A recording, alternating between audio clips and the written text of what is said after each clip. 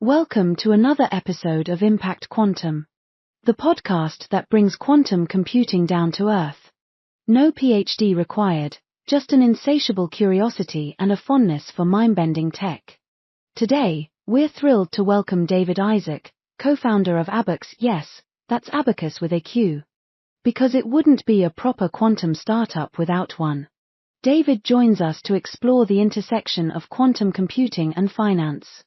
From portfolio optimization and anomaly detection to the thrilling prospect of quantum AI. This conversation dives deep into how quantum tech is reshaping fintech, and why the future might just arrive with a qubit in hand. So, whether you're a quantum enthusiast, a fintech professional, or just someone who wants to hear how D-Wave, Schiess algorithm, and fish and chips all fit into one conversation, you're in the right place. Let's get quantum curious.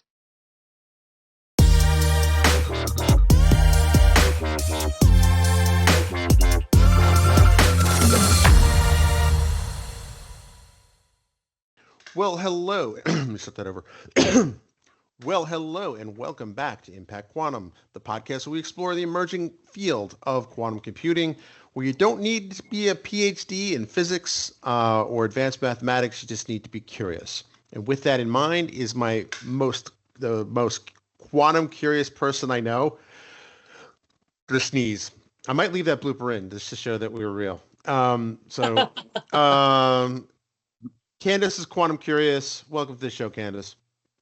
Thank you, Frank. I'm really excited. I've been enjoying this so much. Mm-hmm. And today we have a great guest. We're going to be talking to David. But hold off. Oh. Let's talk about our Instagram. Oh, you're right. Go ahead. Yeah, so we are now on the gram, as the kids call it. Impact Quantum Podcast is our ID. But without further ado, because we do have an awesome guest, and go ahead, Candace. I didn't mean to steal your thunder. No, never. No worries. It's David Isaac. He's the co-founder of Abacus, and we're just really excited to speak with him today. David, thank you so much for joining us. Hey, thanks so much for having me on. Really, really happy to be here and happy to be on your really Awesome. Good podcast. So thank you. Oh, well, thank you. And you did say in the virtual green room you've been listening to us, and I really appreciate that. That's awesome. You know, we're at the point now where we have like some 20, 25 episodes that have been published for this season, and we're like, wow, we're actually getting a catalog now. Yeah. Get the word out. Yeah, thanks. So you work for a company called Abacus with a Q because, quantum companies have to have a Q in it. But probably the domain name probably has something to do with it too. But what does Abacus do? Yeah, so it's a great question. So basically, we are trying to apply this current quantum computers to mostly financial problems. So we're doing a few different projects right now. But mainly we're working with optimization. So optimizing things like portfolios or improving trading models, and also something called anomaly detection, which is a potential quantum advantage for detecting like things that are outside the norm, which could be important for things like fraud or hacking banks and whatnot. So that's what we're currently working on. So the main thing is that we're trying to figure out ways that we can give at least an on-ramp for what we believe is going to be a huge revolution in technology and in finance in the future, and then try to provide advantage now to companies. And then as the hardware becomes more powerful and scales up, and also the algorithms become more powerful, then we'll grow with the technology. So that's kind of like pitch at the moment. Interesting. So you're more on the financial side. So I wouldn't. Yeah. I mean, I kind of call you. You're kind of a fintech company, but you're really more of like financial quantum computing, right? Is that? Yeah, I think technically, when people ask this question, I think it does sort of fall under fintech. Yeah. But it's not like we're not helping people save money or anything like that. Like, it's You're not you're very, not like letting people Venmo money or whatever. Like, yeah, no, no, you know, no, no, no, fintech is no. an interesting category, right? Because you have everything. So for those who don't know, fintech is short for financial tech. It's kind of like a branch of startups. It really kind of came to the fore as a term. I don't know. Like I always think of fintech has a bit of that. I don't want to say stain, but stench association with crypto, just a little. I think Yep. as the crypto bro kind of phase is part of It's becomes just, faded from memory, like it's not as much. But when if you somebody said fintech maybe like 5 6 years ago, I'd been like, oh, crypto bro. But like now it's it's not quite right. that. I mean, yeah, I have nothing against crypto or Yeah, fintech, yeah. but I do. And it's just so broad, right? Like Yeah, it it's really such a is. broad Like people don't category. realize, like, yeah, it's almost like it's a category that's so broad, it really gonna need its own kind of sub parts of it too. But Yeah. I only mention that because I just wonder, like, has the fintech community in general, like, what do they think of quantum? Well, I can say one. I can't comment so much Right. on that. I can say that we are working with a crypto analytics company right now Hmm. to like enhance their classical trading models. So quantum, so they you can actually gain an advantage by training a classical prediction model, but using quantum to decide which, like it's called feature selection. So using a quantum computer to decide which features are most relevant, and then you can shrink down the size of the trading model and train it faster and maybe just as accurately or approximately as accurately. And one would expect that in the future that this will become more powerful as hardware gets better. But so if you're asking me about the adoption of quantum computing in the fintech industry, I think it's like it's the fintechs tend to be, if they're startups, they tend to be a little more adventurous and more Right. curious. But so far I haven't encountered too many that are into it, but that seems to be slowly changing. That makes sense. And just for so before I get the hate mail, I want to say I'm not a crypto hater. I'm just a I crypto know. confused. I'm crypto confused, really, is what it Yeah. is, right? I'm not sure what to make of it. Like I understand the arguments for it, but also I don't understand how we get from where we are now to this, crypto utopia that, has been promised. So I don't want to go down that rabbit hole, but I just wanted to preempt the hate mail. Well, David, let me ask you this. What initially Well, inspired you to apply quantum technologies to the financial sector? yeah. So basically, I shouldn't say it this way maybe, but I was looking. There's this interesting technology like which is quantum, which is it's growing rapidly and becoming more powerful rapidly. So I was looking for something to apply it to, and as they, that's in finance is interesting because they are looking for a better solution. It doesn't always have to be a perfect solution. So, like if you can make, say, a hedge fund 1% more effective or something pretty soon, like 1% on however much money they're trading, that can add up to A really lot. large amounts of money. When you're Right. trading like billions and billions of dollars Right. every week or day or whatever it is. So I feel like the leverage in in finance is interesting to those people that work in that field. Also, the other thing is like finance, like quant finance specifically, is really very much dominated by physicists.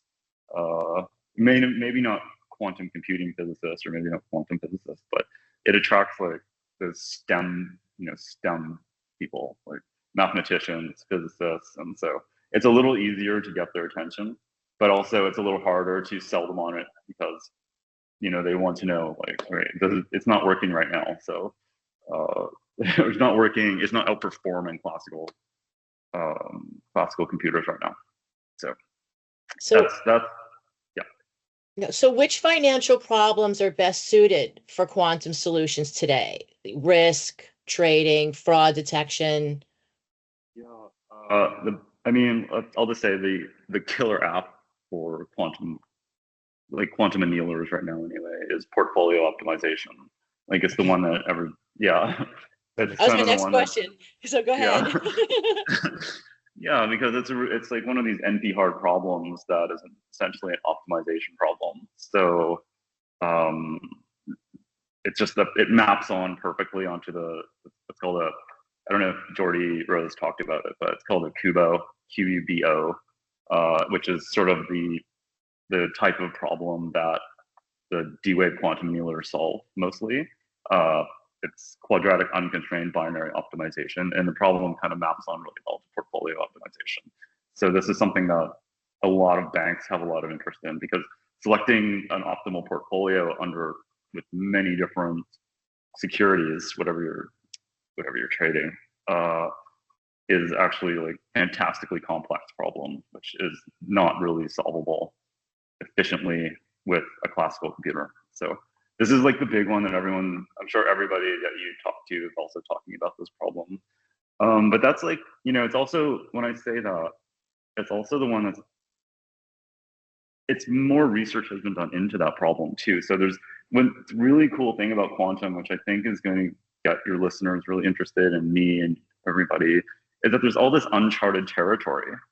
There's all these there's probably all sorts of things out there are just waiting to be discovered that a quantum computer will be able to probably handle a lot more easily than a classical computer. And we don't know that, and we don't know it yet. For example, just like, if I'm going on too much, just tell me. No, please, we do. You should hear Candace and I talk when we're like on the team. Like, yeah, like this is nothing, man. Good. I'll just keep going then. Tell me to shut up. Everyone talks about Shor's algorithm. Shor, your guess, Shor's algorithm, which breaks the RSA encryption. And that's what's got a lot of people freaked out, honestly. Yeah, and that's something that we should definitely talk about, because it's like the thing that gets, I would say, the most attention with quantum computers. So, but Shor's is just one. It's definitely probably most interesting algorithm, but it's just one type of quantum algorithm, and there's really not that many that are known yet. There's variations on some. I can't name them all, but there's really not that many. And so there's I can't prove it, but there's a very good chance that there's all sorts of other ones lying around somewhere that are waiting to be discovered. And that's not a sure thing, but well, that's the exciting thing, right? I mean, it's also new that they're still naming algorithms after people, right? Yeah, you go back to traditional computer science, right? There's this bubble sort, there's binary sort, there's this sort. They're not named after people anymore, right? I'm sure. Yeah, there's called Shor's algorithm, Grover's algorithm. They even named gates after people, right? The Pauli gates, right? Gates, yeah. Right. It's just kind of that's how new this is. This really is the frontier, right? And a lot of people. I'm sorry. Go ahead. I'm sorry. I just wanted to get the guy that I follow most, who I admire the most in this field, is David Deutsch, who I don't know if you talked to him or read about him. Haven't, but I would love to have him on the show. Yeah, he is considered to be at least the theoretical father of quantum computing. And I would just really recommend to your listeners, not to take them away from your podcast, but just watch a couple of his. He's mind-blowingly smart. He absolutely, every time he talks, I'm like, I never thought about that before. And so to me, he's someone I greatly admire. I think he's the smartest person in the world, probably. One of them, anyway. He's definitely one of them. Yeah. So, yeah, I think this is so I get a lot of pushback from people it's only good, quantum's only good for a few things, right? Among the pushbacks. And I'm like, it's only good for a few things so far, right? It's kind of and I go back to, it might have been a previous guest said, nobody in the 60s at Bell Labs, when they were inventing the transistor, right, had TikTok in mind, right? Exactly. So we don't know what we don't know, right? And who knows what we'll discover when these things are more widely available and have more, qubits available to them. We really don't know. Yeah, and I think one thing that I just want to bring it back to, it's not a good idea that quantum computers are going to replace classical computers, because I don't, I have my iPhone next to me. It's not like I don't see any scenario, maybe I'm wrong, but where my iPhone is going to be running on a quantum computer. Like that doesn't really. Like 100 years from now, honestly, like if that's even going to be a thing, even if that's going to be a thing, right? Like I can easily imagine though, like I have a I have a desktop computer, right? Like I could go to the store and get a QPU, right, and just pop that in, right? Like even then, that's still some time away, right? But no, you're right. I don't think it's going to replace classical computers. I seriously doubt that. Somebody we were talking to, I don't remember if it's a show that's been published yet. It's kind of like you think about cars, right? There's multiple ways to power cars, right? There's gasoline, there's diesel, there's electric, there's a few other ways too, right? Like so each one of them has their strengths, each one of them has their drawbacks. And it'll probably be the same way with computers, right? Yeah. I was talking to someone just recently who was telling me that, like, and this is another thing I hadn't thought of too deeply, but it could be that, like, there's different architectures for quantum computers. You have like the ion traps and the superconductors, and maybe the topological qubits and all this stuff. Okay. But it could be that different architectures are better at solving different problems. It's not like you say quantum computer. No, it seems at the moment we don't really know which one is going to be the dominant one. Right. Which is the first one to come out.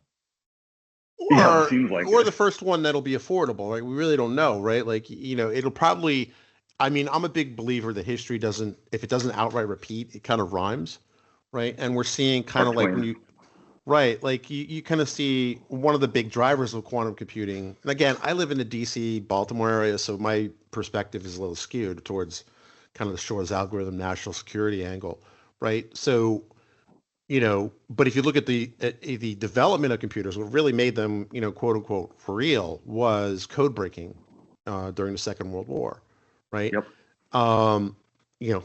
What's making quantum computing a high priority for a lot of these research institutions?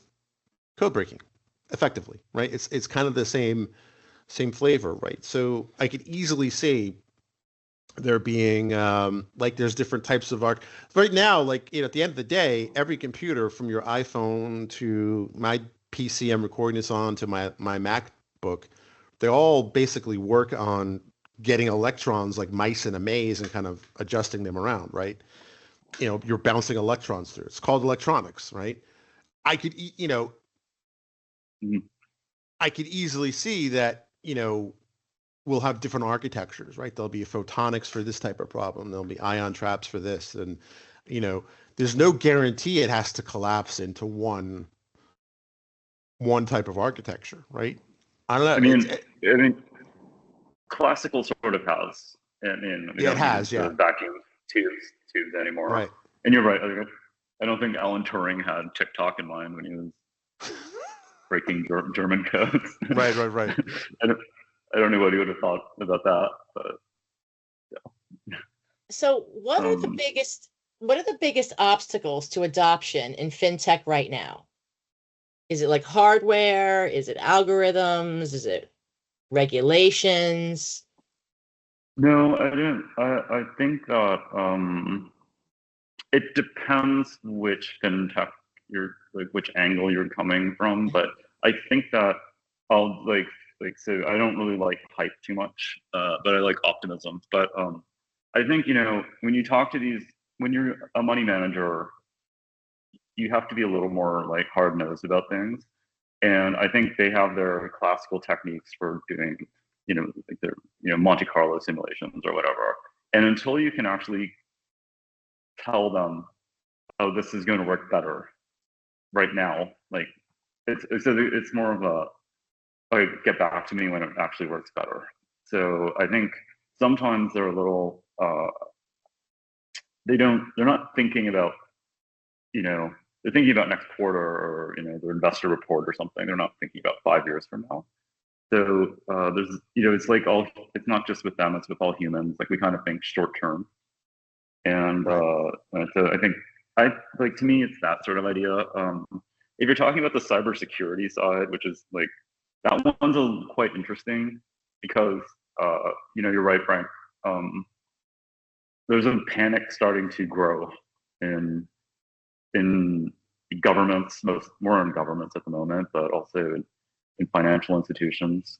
I mean, I am just starting, not working with them, but just I'm having a lot of conversations with cybersecurity firm, and they're not a quantum company, but they're starting to get requests from really large clients that they have that, like, what's going on with us? Is our data safe? And I think governments are starting to take it seriously too, because one thing that was pointed out to me, which I found really interesting, like this idea that, say we're going to have Q day, whatever happens 7 years from today or whatever, pick your number, 70 years, whatever. There's this idea that you can just like flip a switch and we're safe now. Like we have, they do have the post-quantum cryptography. They have quantum resistant algorithms as far as we know. And so there's this idea you're just going to flip a switch and everything's going to be okay, but it doesn't work that way. And I'm not a cybersecurity expert, so I've been learning a lot. And when I started talking to this company, I was like, well, I'm not really that worried about Q-Day or Shor's algorithm or cracking the RSA or any of that. But now I'm getting more worried about it, because it's what we don't know. We don't know, for example, how many qubits it will take to crack RSA. There's like, you need 1 million logical qubits. You need 300 logical qubits. I don't know. Like I've heard all these different numbers, 10,000. I don't know. I don't think anybody really knows. And so I think it's like what's out there right now. The same thing that I was talking about the optimism of the future and like all the undiscovered ideas and code and algorithms in the future. Well, now I'm like, well, there's the negative side of that too. There's like what else do we not know? What other I mean, that's a really good point.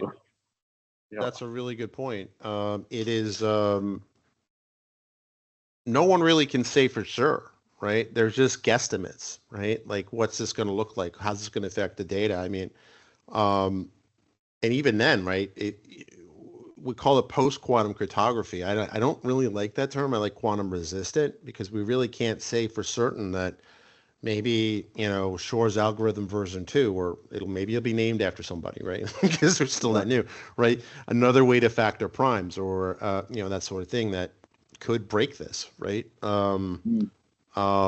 What's interesting, if you remember, there was a movie in the 90s called Sneakers. Robert Redford, right? Yeah, Robert Redford, and he passed away this week. So I watched part of it again and was like, the main plot line of that wasn't about quantum computing. It was about this idea that there was a device that could factor primes better and basically break all encryption, right? Like, and if you watch it again, when I watched it at the time when it came out, I was like, it's a cool movie. But then like watch it again, and it's like, yeah, I mean, there'd be a lot of drama around that, both, above board and below board, right? In terms of what that would mean for security. But you're right. Like, we don't know. Like, and that's the exciting thing about the future, right? Like, and the terrifying thing about the future is could go either way, right? Yeah. I think one thing that I'm also really interested in, and I think is like you talk about things that are amazing yet at the same time could be slightly frightening. I was thinking, like, what is the effect of, like, say, AI running on quantum hardware? Right. What are, and I don't think we really know that yet, but there's definitely research to suggest there's like a great opportunity there. But it also, like, AI is already scaring people with just ChatGPT right now. Right. What happens when you run it on some like much more powerful, at least in that domain, technology? I think that's like so interesting, but at the same time, like kind of scary. What if you could, like, what if some really bad actor could, simulate molecules or simulate protein folding very easily and very accurately and build some horrible, monstrous virus, or like pick pick your doomsday scenario. Pick your doomsday scenario, right? It's not just Skynet to be afraid of anymore, right? Yeah. Anyway, Well, I don't want to be that guy. Well, talking about being scared, and all that we're learning, what do you think? And we ask this of everyone.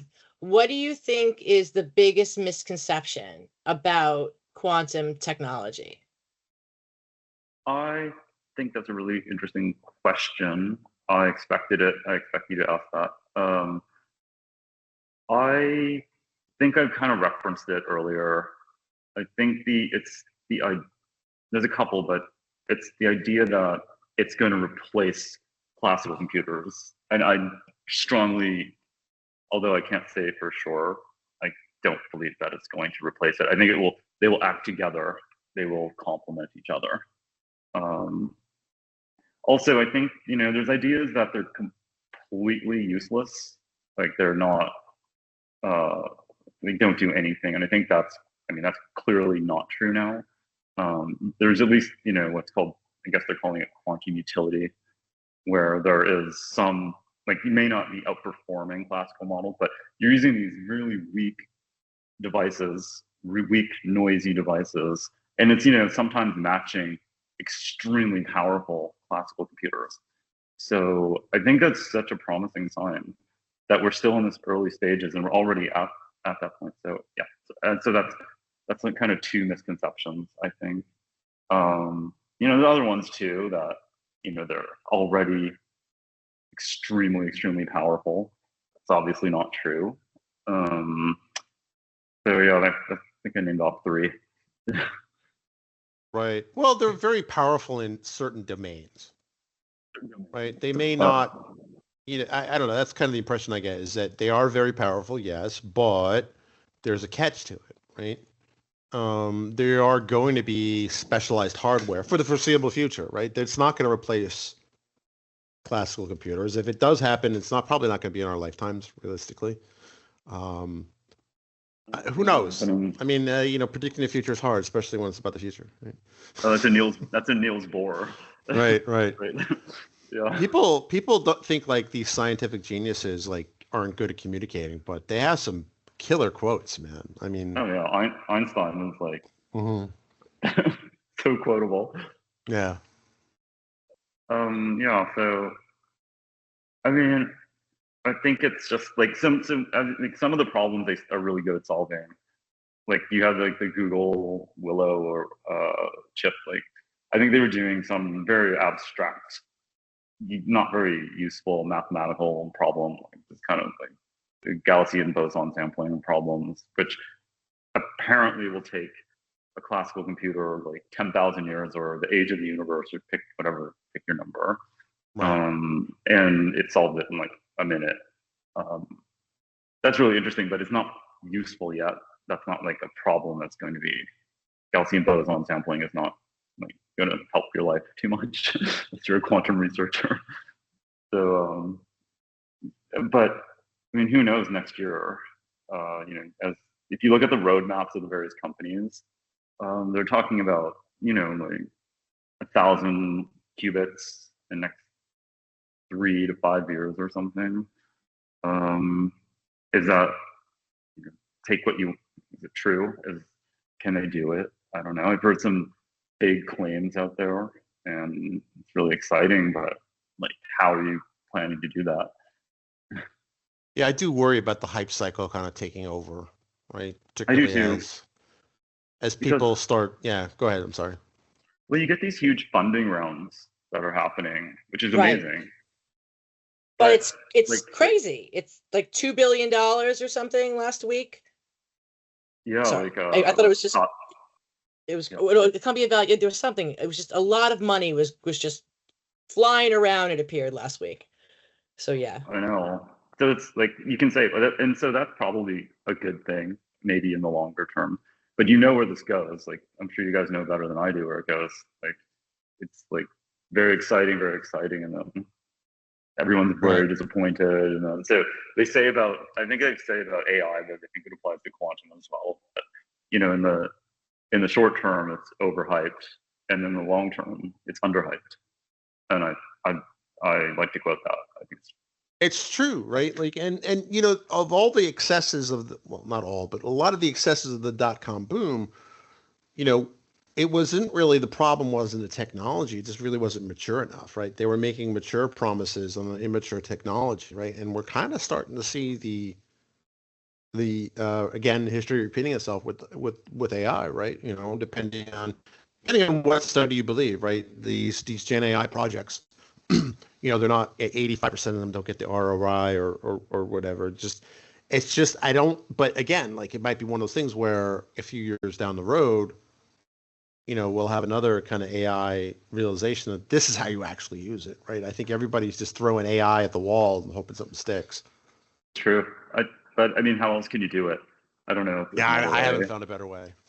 Because, you know, like there was all these dot bomb companies in the late 90s, but there was like some really, really great companies that came out of that. Yeah, there was a pets.com, but there was Amazon too, you know. So For every pets.com or furniture.com, right, there was, you know, an eBay, right? There was yeah, everything we interact with today from a commercial, you know, aspect, Amazon, eBay, you know, Uber wasn't around, but Uber could not have Overstock. existed. Mm-hmm. Overstock, right? You know, could not have, you know, it doesn't, I think what happens is you get from irrational exuberance to irrational pessimism. And then and that's when you want to buy. that's when you want to buy. Yeah, the Yeah. irrational pessimism, you know, and all of these, you know, pets.com was, you know, there's chewy.com now, there's BarkBox, like all these things existed, but I have dogs, so I'm very familiar with. I have a dog as well. Cool. So do I. I wanted to ask you. Oh, I'm sorry. Go ahead. Sorry. Go for it. Oh, okay. I want to talk a little bit more for a minute because you know now we have the expert on the financial sector. So in terms of industry adoption, do you expect quantum to first benefit large global banks, or will fintech startups lead the way?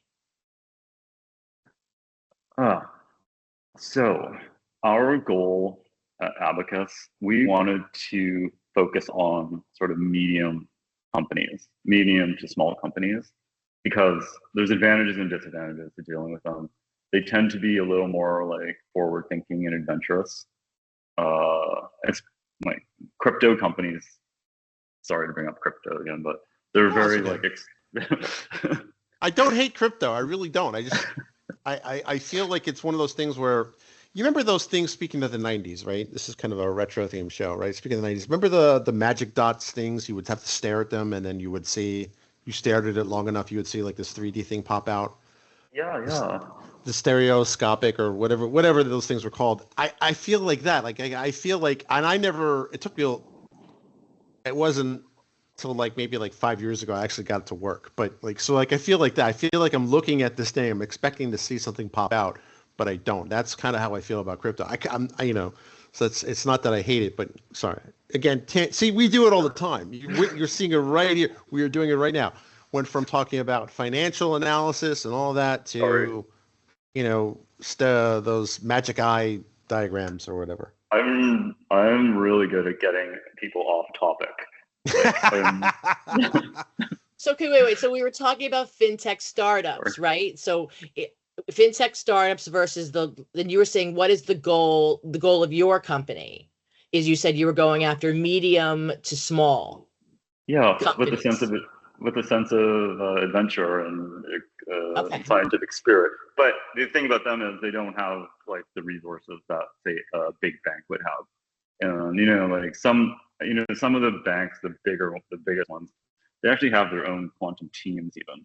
So I mean, I would expect that big advancements in finance will either spin out from them or like maybe be inside those companies. So like I would say that probably bigger companies will benefit first, and then after they'll be just not because like they are very conservative, which is not always a good thing, but they also have like a big budget. So that's what I'm expecting. But I kind of hope I'm wrong about that because not my model, not my business model. Okay. You said something earlier that piqued my curiosity, and I wanted to make sure I asked you about it. I never thought about using quantum computing in anomaly detection because in my simple mind, I'm just like, can't you just use regular old statistical tools? You can, but well, obviously they do. But I've Right. actually been I'm building like right now just a toy problem, like a demo, like Mhm. a toy model, and using something called a restricted Boltzmann machine, RBM, and use the D-Wave hybrid annealer to train the negative phase of the RBM. And then also, so I've just, on my toy problem, I compared it against like the classical methods of the, I think, autoencoder. I tried a couple of things, and it was like very competitive with it. And I haven't really done a lot with this project. Like I just haven't tuned it really well or anything. So like it's really looking promising. Mind you, that was more for not really credit card fraud or anything. Really could use it for that, but it's more for the cybersecurity angle, which not really financial related so much, but just kind of working But that's on it. interesting. I mean, I hadn't thought about that, but like, I mean, it'd be interesting, like, if it was competitive and you didn't do anything really with it, like, to tune it or to iterate on it. If it's competitive from the get-go, that has some interesting promise, doesn't it? Like, Really, there's research on it. Like it's not my idea. There's like I read a few papers on it. I wish I could send them to you. I don't remember. I'm sure I have them somewhere. But I said, oh, that's really interesting, and it is promising. I would just caveat a little that I always have to say this. I'm using like for this particular problem using the D-Wave hybrid, right? The D-Wave hybrid system. right. So take from that what you will. How much of it is quantum? How much of it is classical? Classical. So But I is mean, this abstracted away like as some kind of cloud service type thing? So that's why you can't really say which is which. no, I mean, well, that's not really why. Okay. But it is, yeah. So for me, yes, that is why. I mean, somebody could figure it out, but I'm not going to go that deep in trying to figure out what's going on. I just want, like, when you talk to clients, like they Right. are very unconcerned what is quantum and what is not quantum. They're just like, oh, this is kind of working and shows promise, and maybe in 2 years from now it will, work much better. Right. But yeah, I would say like we use like it's all this cloud service. Like this is the amazing thing about the world we live in right now, that like you can have a small group of people can access this really, really, really powerful computational resources. Like say we use Azure, like say there's no way we would be able to do any of this stuff without D-Wave and or maybe you're using AWS or something. And I think it's really, really inspiring for entrepreneurs now that you can just test ideas very quickly. You don't have to go out there and like spend tons and tons of money, or hire tons and tons of people. You can build like interesting use cases and demos and then also like I think the coding tools are becoming really interesting too. This is nothing to do with quantum, but like just using say ChatGPT or Claude or something to help with the coding. Like you're like, I don't feel like dealing with where to put the comma or the bracket or whatever. I know what I want to do and just get ChatGPT to run it, to write it, and then run it on cloud service. So Yeah, yeah, I'm a big fan of vibe coding, right? yeah, me Because too. I mean, like I haven't really done anything, with front end development in the better part of 10 years or more. Mm. So I have all these ideas in my head, right? And I'm like, I have 4 kids. I have 3 kids, 4 dogs, right? I have a job. I have a lot going on, right? So I'm not going to pick up a book and like, learn React. I'd love to. I've been wanting to for a couple of years, but it just, there's a lot of other things. Just keeping ahead in AI alone for my day job is a full-time job, right? So the I ability, mean, so like, I'm sorry, go ahead. Oh, I don't mean to interrupt you, but No, it's fine. I would like to ask you guys, because I know you guys are really plugged into tech. Yeah.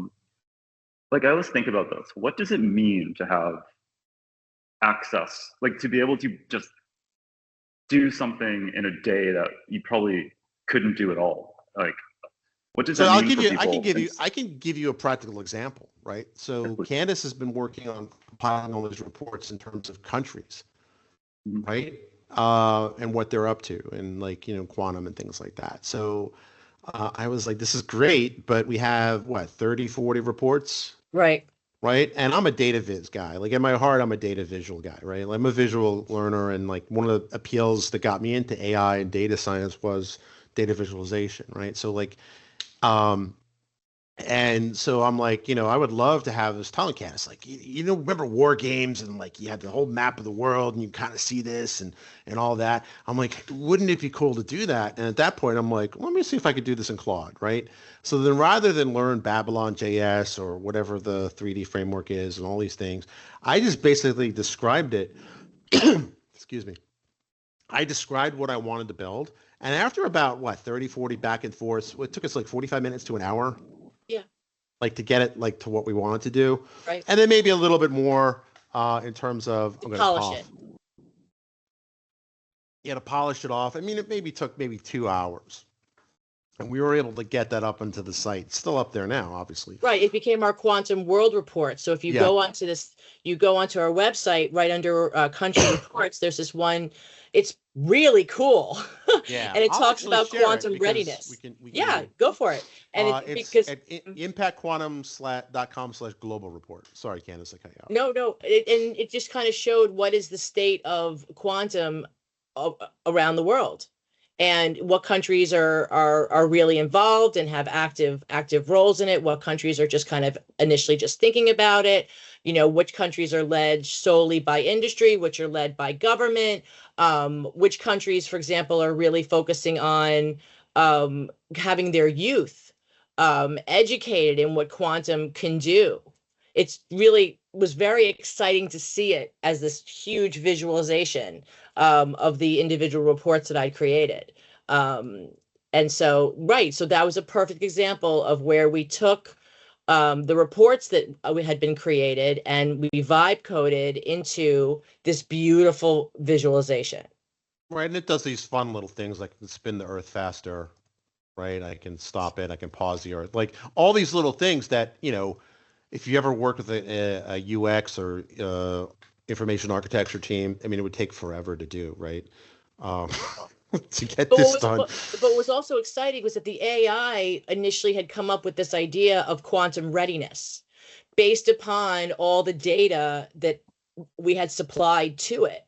And it really kind of made us look at it in a different way. Yeah, and I So was like, and and I asked it like, well, how did you come up with the quantum readiness index? What were the formula? And I'm like, oh, that's really good actually. So, and you can kind of see the total funding worldwide, how many countries, average index, and we could potentially track this over time as well, like adding another dimension to the visualization. I mean, for me, I mean, this is something that, and there were a couple other things I have in the back of my mind where I'm like, oh, one day I'm going to build that. Well, we have that, right? We have a tool.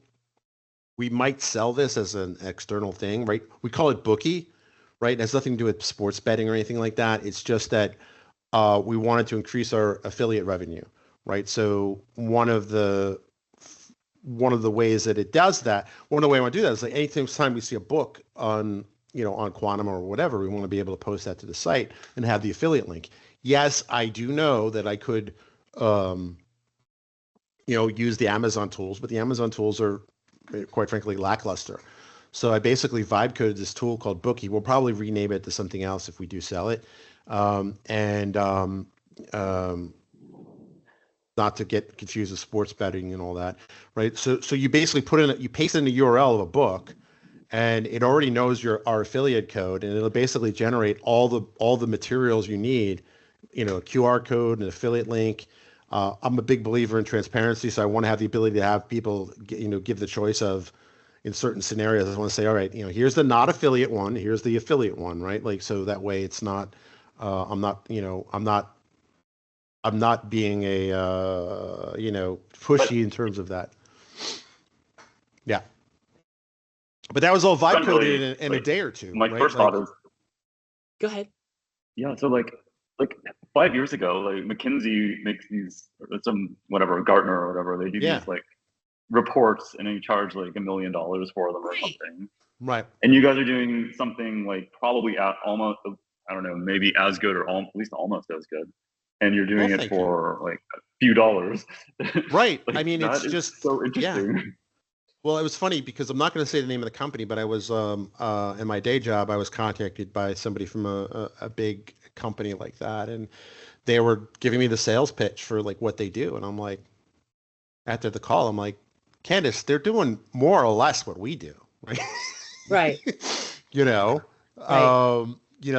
They were showing me a report, and I'm like, this looks an awful. It wasn't about quantum computing, right? So, but it looked an awful lot like one of the industry reports that she's working on. Well, maybe by the time you listen to this, they'll be released. But yeah, you're right. Like if you're in that business, you have a serious. You're going to have a reckoning moment, right? Like what value do you actually add? And that's a very good point, right? Like, and if anyone, with I dare say a modest amount of AI skill, right? I can do this. I could do this in my spare time. Candace can do this kind of, because she's a marketer with a history and proficient in writing, like, and there's really, we're not as big as McKinsey, or any of the big firms, but yeah, I mean, they're going to have to reinvent themselves, right? Because what they're selling today is going to be easily or relatively easily replicatable by much smaller teams. Yeah. And soon, it seems. And like, soon, arguably now. Arguably now. Like, I listen to Eric Schmidt a lot. Like, I watch his talks on YouTube. And he asks all these, to me, what I think are really interesting questions about, like, what does it mean to have, like, the world's best mathematician in your pocket, or your world's best, whatever, doctor. There's all these industries, well, maybe not mathematicians so much, but like say the medical industry is just ripe for disruption. And like it seems to me that an AI could be a far better doctor than, sorry, if there's any doctors listening, I apologize, but it seems like this AI can. Well, I think it comes down to availability, right? Like, 24/7 availability, right? Like, so my youngest gets frequent ear infections. Candace knows all the sort of details, right? I can't tell you how many times we've been to urgent care, right? You call up and all of these things. But if I had an AI that I trusted, that would have the ability to order prescriptions or do this, I would much rather do that than drag him out in the middle of the night to urgent care or a couple times to the emergency room, right? I'd much rather do that. Now, obviously, there are going to be times when you can't avoid that, but I just think of like all the inefficiencies at least in the U.S. healthcare system, right? AI has an enormous opportunity to make things way worse, but it also does have the opportunity to streamline this, right? Like if I have a type of injury, I'm not sure should I go to urgent care or not. Well, one, if I'm not sure if I should go, that's one indicator that it's not actually life threatening, right? But if I can work with an AI to do that, I mean that. It wouldn't solve everything, but if we could take like 50% off the load, that's a step in the right direction. Yeah, right now it'll take maybe 50%, but what about 10 years from now? Like, yeah, maybe 80%. 99%. Yeah. And then using quantum technology to sift through all of that data of all of the 2-year-olds that have all these type of ear infections and how often they're going to get them. And that the use of this one prescription is really 95% effective for XYZ. Right. That's where quantum in medicine, in pharma, will become incredibly useful to everybody. Right, because that's a swath across everyone's going to be affected by pharma. Right. Or what they could do is they could take a culture of the bacteria that he's getting this infection from, and then have a custom made for him, his DNA, his everything for that infection. There would be an antibiotic for that, and then boom, done. Like that's the dream, right? Like, yeah, I mean, exactly. But we talked to someone, Marvin Weinstein, who yeah. you should definitely check out that episode. You know, he is working on cancer research at the intersection of quantum. And the day that we talked to him, he had just gotten back approval of one of his papers by some government institution that it was really so exciting, where he was talking about different types of tumors in the brain and the trajectory that they would show amongst the 108, let's say, patients that they had viewed, to show that if you ended up at the end, the worst one possible, right? Most likely you went through all the other ones before that to get to that point of that particular kind of cancer. It was fascinating. It was fascinating. I mean, that's really like, that makes me really optimistic and hopeful, and really, really interesting. It just makes me think that, like, cancer is like a math problem, apparently. And it makes me think, isn't everything sort of a math problem? If everything's a math problem, then you should be able to bring computational resources to bear on it and solve it. I'm not sure that's true, but if not everything is, you can definitely make a lot of things that way. And I think for me, the aha moment was when I learned about game theory, right? Because game theory, among other things, deals with interpersonal interactions, which, you would think would be very unpredictable. But anytime you use Instagram, anytime you use YouTube or order things on Amazon, turns out it's actually very predictable. Correct me if I'm wrong, it's predictable over large numbers of people. Yes, over large numbers is correct. Yeah. Yes. Like any individual can deviate.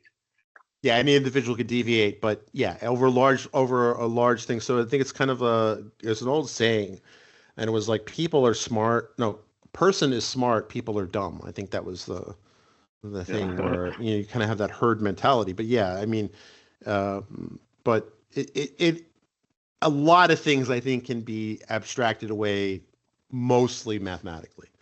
Sure, there are things that can't be, but I think there's a lot. That's what I'm wondering about. I do wonder about that. Like, if everything is physics and physics is described by mathematics, then everything is mathematics and should be reduced to. I'm not sure if any of that's true, but I don't want to get started. I'm getting really. No, that's all. No, it's a good point. Plus, it also brings up one of my favorite cartoons. It was, I think it was from XKCD. You know that cartoon? You've definitely seen it. Like, it's become meme worthy. But it's this guy draws stick figures. I think he used to work for NASA or the JPL.